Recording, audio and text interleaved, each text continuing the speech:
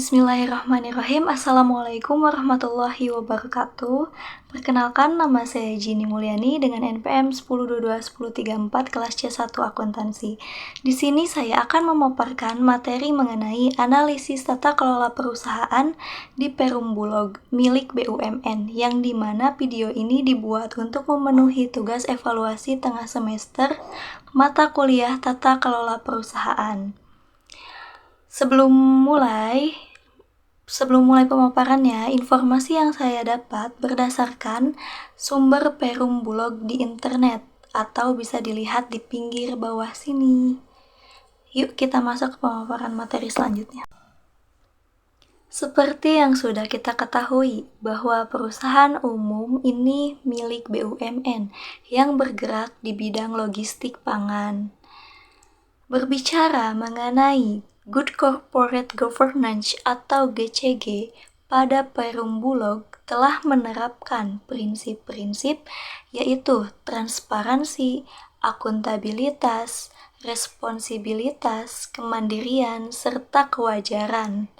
Hal ini pun menjadi peraturan Menteri BUMN nomor /09/MBU /2012.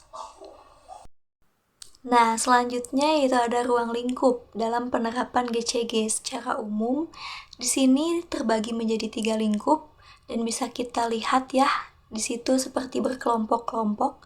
Yang pertama yaitu ada lingkup Good Corporate dalam arti luas, yang dimana menyeluruh hubungan dan keterkaitan satu sama lainnya. Lalu ada Good Corporate dalam arti sempit, yang melibatkan para petinggi atau kepentingan saja. Dan ada juga dalam manajemen korporasi yang memiliki lingkup dalam sebagian. Di sini kita bisa lihat hubungan antar masing-masing pihaknya. Karena tadi sudah dijelaskan mengenai perusahaan Perum Bulog ini yang telah melakukan penerapan GCG dan telah melandaskan proses penyelenggaraan usaha dan bisnis Perum Bulog, maka perusahaan harus mempertanggungjawabkan tindakan dan pekerjaannya kepada publik. Maka kita akan melihat struktur tata kelola perusahaan Perum Bulog beserta penjelasan terkait strukturnya. Baik, langsung saja. Nah, yang pertama yaitu ada rapat pembahasan bersama atau biasa disingkat dengan RPB. Dilihat dari penjelasannya, di sini dijelaskan mengenai pelaksanaan RPB tahunan, perhitungan tahunan, rencana kerja anggaran perusahaan, serta rencana jangka panjang perusahaan. Yang kedua, ada Dewan Pengawas berdasarkan Ketentuan Umum Peraturan Pemerintah Nomor 13 Tahun 2016 tentang Perusahaan Umum Bulog. Dewan Pengawas adalah organ perusahaan yang bertugas melakukan pengawasan dan memberikan nasihat kepada direksi dalam menjalankan kegiatan pengurusan perusahaan. Dan jika dipoinkan lagi mengenai tugas-tugasnya, yaitu seperti contoh di poin A dan poin B. Lalu yang ketiga ada direksi. Masa jabatan direksi ditetapkan 5 tahun dan dapat diangkat kembali untuk 1 kali masa jabatan sesuai anggaran dasar Perum Bulog. Tugas dan tanggung jawabnya memimpin, mengurus, mengelola perusahaan sesuai tujuan dengan berusaha meningkatkan daya guna dan hasil guna perusahaan. Untuk lebih lanjutnya seperti yang tertera di samping. Yang keempat yaitu ada komite di bawah Dewan Pengawas, yang dimana komite ini membantu dalam tugas-tugas sebagai berikut.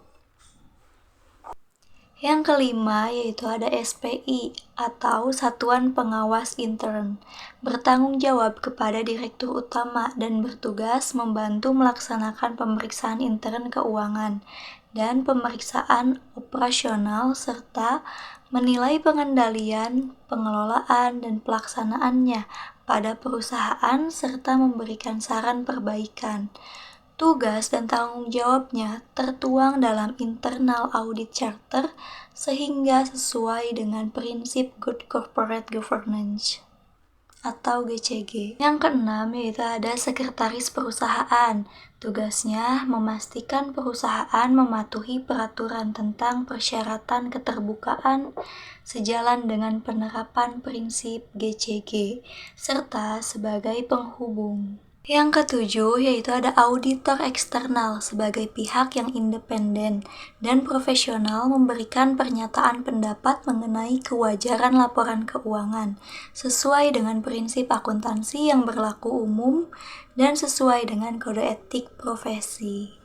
Seperti yang sudah dijelaskan di layar yang tertera, berikut kesimpulan dari saya mengenai analisis perusahaan umum Bulog, yang dimana saya klaim telah menerapkan tata kelola perusahaan yang baik dan sesuai aturan baik yang melibatkan peraturan undang-undang, peraturan pemerintah, yang dilaksanakan secara sesuai, sehingga menghasilkan prinsip transparansi, akuntabilitas, responsibilitas, kemandirian, serta kewajaran.